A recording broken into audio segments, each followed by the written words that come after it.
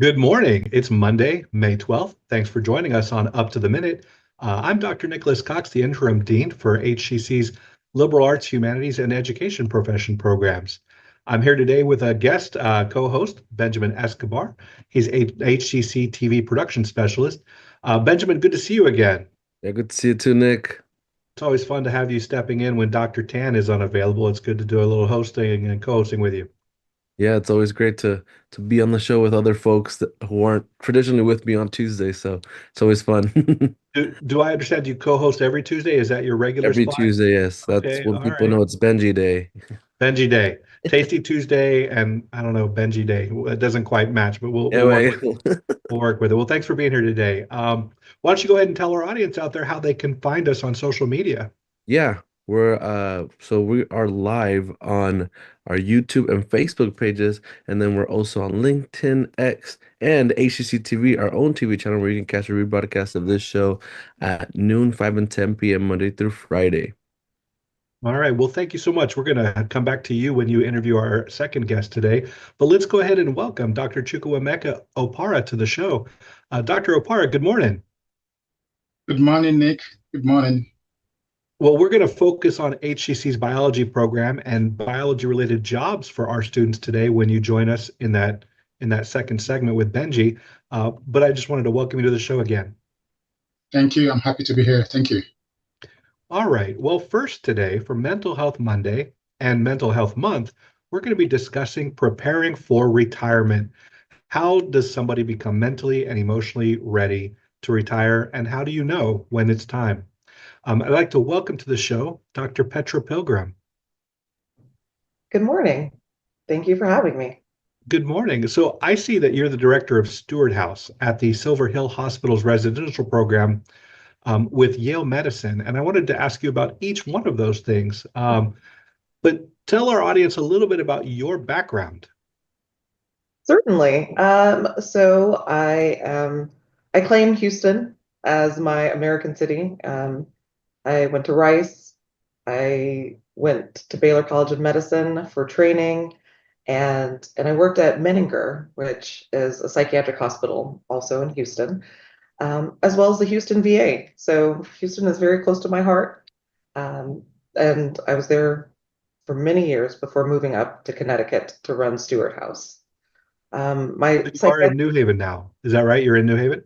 no, it's New Canaan. It's Okay. about 30 minutes away from New Haven, but at Silver Hill, Steward House is the only Yale Medicine, Yale New Haven Health collaboration. So it is a program built with support from Yale and run on the hospital campus. Well, now we're going to talk a lot about what Silver Hair does, but I heard you just say that you claim Houston as your American city. Do you have un-American cities? Paris, Tokyo? I was born and raised in Saudi Arabia. Okay. So, yeah, I'm an expat and a third culture kid. And uh, Houston was my American city once I moved from Saudi Arabia. No, that's wonderful to hear that you have such a global background because I imagine at the Silver Center you meet people from all over the world, right? And so that kind of Mhm. international and intercultural biography you have must be really useful to you. Absolutely. Well, we were glad to have you here in Houston while you were here. Maybe one day you'll come back. Yes, I do hope to. All right. Well, why don't you tell us a little bit about the Steward House? What exactly do you mean by steward, and what does the Steward House do? Yes, the Steward House was named Steward House because we wanted to focus on populations that were stewards of others, who people like executives and professionals who were managing people and directing programs, and had to help and be stewards of larger populations. And doing that work often burns people out, and they need a place to recharge and to improve their mental health. So that was the idea behind founding the Steward House. Once Oh, I I see. moved up, Yeah. So you mean a person is sort of in a professional capacity, maybe as a manager or has a lot of responsibilities looking after other employees or students or perhaps patients in your field, something like exactly, that. Okay. yes, All right. Now, I saw interestingly that this means that you're often working with people at that kind of professional managerial level who are further along in their careers, maybe Mhm. not retirement ready yet, but getting closer to that. What is the kind of age range of these people that you're working with as stewards? Well, my criteria for acceptance into the program is people who are 40 years old or older. My average age of patients is 58 years old. And this past year, the oldest patient I had was 91 years old. And they were looking for potential guidance on avoiding burnout or retirement? They were retired, Okay. and just having trouble managing being retired because their whole identity had been working. Well, I definitely want to ask a little bit about that because on retirement itself, you say there is no magic age for retirement. And in this steward house, if I'm understanding, there's sort of two categories of people, right? Those that are not yet retired but experiencing some burnout, but also those that are retired or recently retired. When is the right time? And I imagine that varies person to person, but how would you answer that question if there's no magic number? How do people know? It is when their work stops bringing them joy, when they don't feel recharged with short breaks, for instance, weekends or mini breaks away, and they realize once they return to work that they're still tired, they're still irritable, not getting fulfillment from their positions. That's No, the time to start thinking about retiring. yeah, that sounds like there's an enormous amount of overlap with the discussions we've had for quite some time now since COVID, especially about burnout, in the sense that these traits that you're describing when it may be retirement time sound similar to just traits of burnout. But is the actual distinction in how you respond to burnout then whether or not you have that kind of financial readiness to retire? Are there things that people can do? I guess instead of retire, it would be seeking some kind of treatment for burnout. Yes, yes. But if somebody is in that financial position where they can retire, what are things they can do in order to prepare themselves for that transition? Yes. Well, number one, I would say incorporating therapy into their lives as a self-care tool, not just something you use once you arrive in crisis, but making therapy part of your life, meaning you're talking about these things and developing insight. The other big advice I have is not making work your entire life. So whether you're at retirement age or not, starting to find hobbies, engaging in connections with others, also making time for self-care, all of those things you can do even before you're thinking of retirement. No, that seems like excellent advice, both for burnout or for retirement transitioning, because work does often provide the structure for everybody's lives, and the schedule, the relationships, the activities, the tasks, the objectives they have to meet. It's all very much bound into that work commitments. But finding other things to do with your time and other relationships outside of work seems healthy at any stage of life, right? Yes, exactly right. Well, And I sorry. practice what I preach. So I also engage in self-care and found hobbies outside of work. Oh, that's excellent. Yeah. And I appreciate that you mentioned that therapy is a potentially important part of mental health at all age levels, because I think we kind of have a pervasive idea in our culture right now that younger generations tend to be struggling more with mental health issues, whether that's anxiety or social issues or attention issues. Uh, uh, and so often, we sort of think about therapy as something for moments of crisis or for young people, but for burnout, for professionals, for stewards, for retirees. It sounds like you're suggesting that people should consider integrating therapy at any stage of life. Yes, exactly. Well, this is Mental Health Monday, but here we're about to kick off a sort of mental health awareness month. Can you talk a little bit about why, even in this moment in 2025, there's still kind of a stigma around mental health, and whether or not that impacts retirement age uh, citizens as well? It definitely does. I think, especially for men, it's difficult to go into therapy. But I also see this with high level professionals. They are used to taking care of themselves. They're used to taking care of others, and they can't imagine that they need extra support or extra scaffolding outside of work. And so oftentimes it's their family members who convince them to come to my program and get the therapy and help that they need. And I think of Steward House as a jumping off point. So they're with me for 4 to 6 weeks for intensive therapy and medication management. And then I launch them back into their lives with regular therapy appointments and psychiatric management. All right. Well, thank you so much, Dr. Petra Pilgrim. This is the director of the Steward House for the Silver Hill Hospital's residential program with Yale Medicine. Dr. Pilgrim, we're going to have information about you and your programs in our notes after the show. But thank you again for taking the time today to talk to us. You're very welcome. Thank you so much for having me. All right, everybody. After a quick commercial break, Benji will be back to talk about HCC's biology department with Dr. Opara.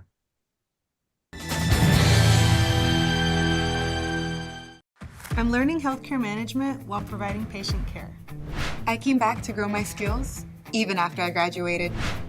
And if I can't make it in person, I take my classes online.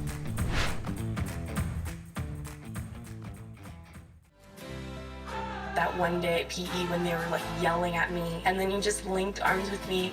I don't think you know how much like that helped me. I finally like knew that I had somebody.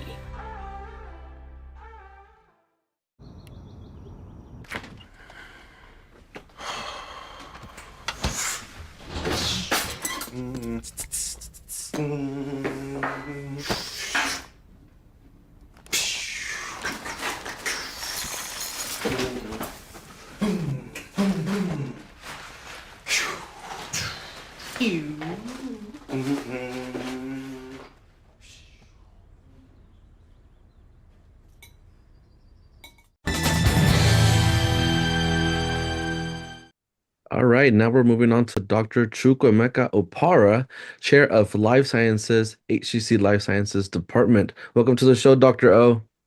Thank you, Benji. Thank you. I'm pleased to be here. Happy to be here with you. We're glad to have you. I mean, biology is an obvious pathway to the medical field, and there's no better time to be in healthcare right now, right? No better time, as always. Yeah. As always. It's always good to be where the thing is happening. And biology, as always, has been one of those gateways to the health and allied health programs. So yes, it's a big area, and a lot of people are going into healthcare now. Awesome. Yeah. And I want to talk about the basics of the program. But first, I know you have some good news about a partnership. So tell us about that. Oh, we have a new partnership with TSU, Texas Southern University, their pharmacy program. So TSU reached out to us to talk about their pharmacy program and wanting people to come into the pharmacy program. And what we came to was a case where they want the students to take all the prerequisites here in HCC. So you take all your prereqs in HCC. And if you do well in those prereqs, you get an automatic interview with TSU. We're not saying automatic admission, we're saying automatic interview, because a lot of people get weeded out in that interview stage, right? They apply, they don't ever get to go to the interview. But here we're saying you finish up all your prereqs in HCC, you get that automatic interview with TSU where you prove yourself, and then you're in the program. And then they offer scholarships too. Wow, that's just great. I mean, that's great that that's one of the things that I love about HCC. We have so many connections with the bigger universities here in town. So, Yes. and I know we also have one with U of H with the MD Anderson Hospital, right? Yes. We have one with U of H Victoria, and that's at the Katy campus. So we have students going to U of H Victoria to study. And what we agreed with U of H Victoria is that those students who came from HCC can continue with their classes in HCC at Katy, where they started from. So they take some of their classes at the Katy campus. They take their labs, the biochemistry lab, their medical microbiology labs in HCC. And then when they're done with those, they now transition over fully to U of H Victoria, which actually makes it comfortable for them. That's where you started. That's where you continue. With MD Anderson,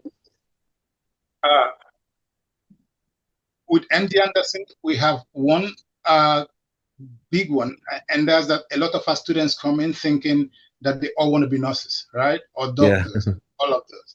And not everybody. It's a tight area, right? It's like tough. But in the allied health industry, you have other avenues, other areas, imaging technology, laboratory sciences, right? So MD Anderson is offering us those where our students can come into MD Anderson and do those imaging studies and imaging courses, the laboratory science courses that pay well too, and be able to get off into their lives and work in the allied health industry too. So that's our other main partner that we're working with. Perfect. I mean, and congrats on those partnerships. I mean, that's just great stuff to hear that our students are able to do these programs and partnerships. And so let's just delve in more about, the classes and the programs that are offered in your department. Absolutely. Absolutely. We offer everything in the program in the department. So when you come to the biology department, we offer biology for non-science majors. We offer biology for science majors.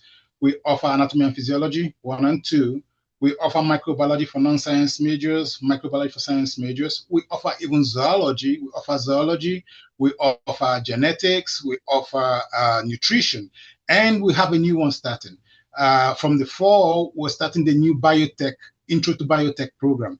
Okay, so we have this introductory biotech program. The old biotech program that was at Coleman, you needed to have a degree to get into that program, and that program has been closed. So with the one we're offering, you don't need a degree to get into it. It's an intro to biotech. You do it, then now you open doors into going to a bigger biotech program.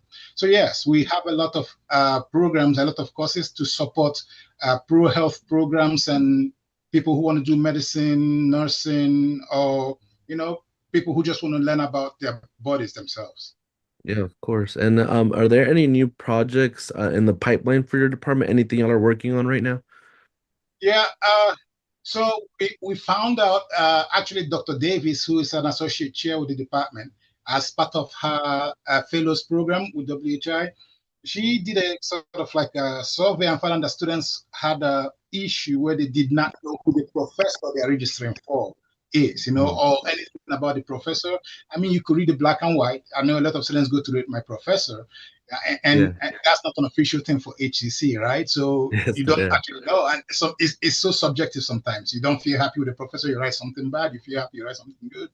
So what we're trying to do is we're trying to do reels for HCC video.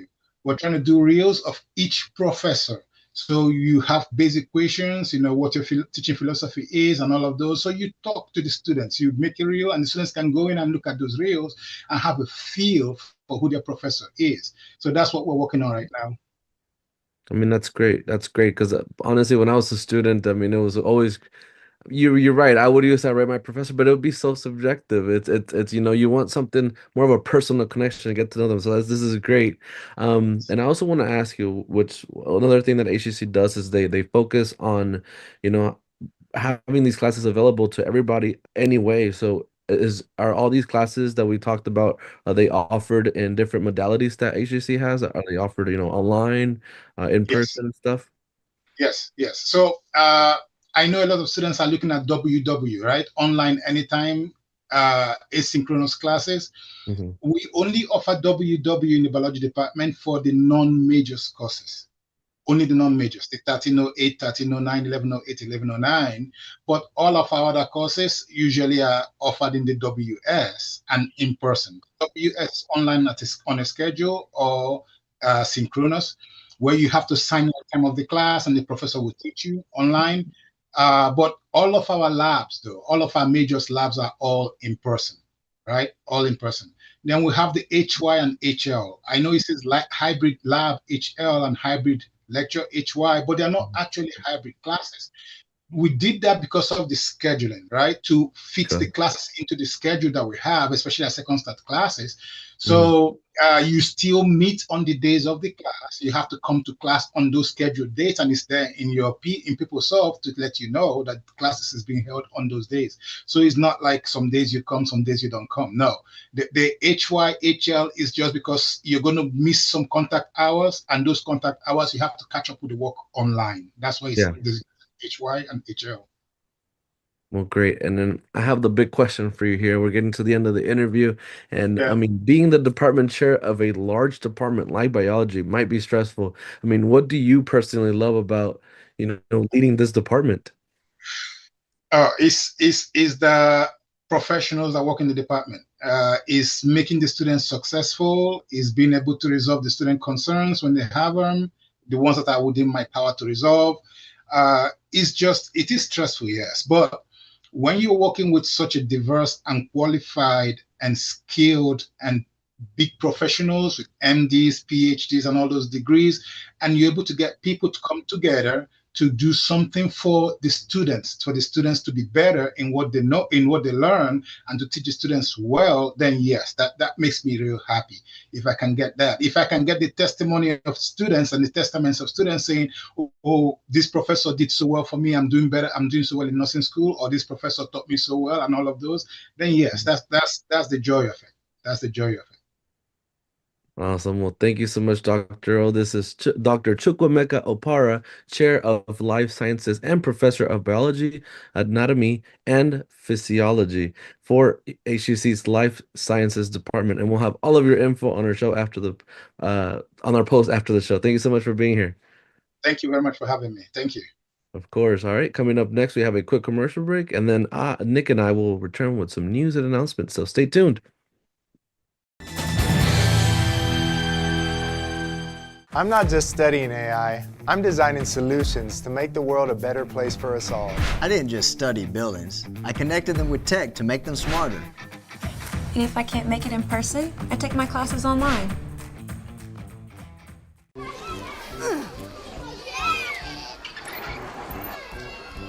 If you love them enough to crawl into a play place to get them to come down, then surely you'll check nhtsa.gov/the right seat to make sure they're in the right car seat. Today I'm going to talk to you about physics. Come on in, girls. Let's go. This is the first rocket to get humans to Mars. Really tall. I'm a rocket structural engineer, designing and building parts of the rocket. You are the generation that will be stepping foot on Mars. Do I have a group of astronauts on my hands? Yes. You can become a rocket scientist or whatever else you want to be. Well, and we're back. Thanks for taking a break with us. Benji and I are back with some news and announcements. First, we'd like to say congratulations to Dr. Sandra Johnson. HCC Staff Senate has named her the Southwest College April Employee of the Month, and she receives the Wings of Achievement Award.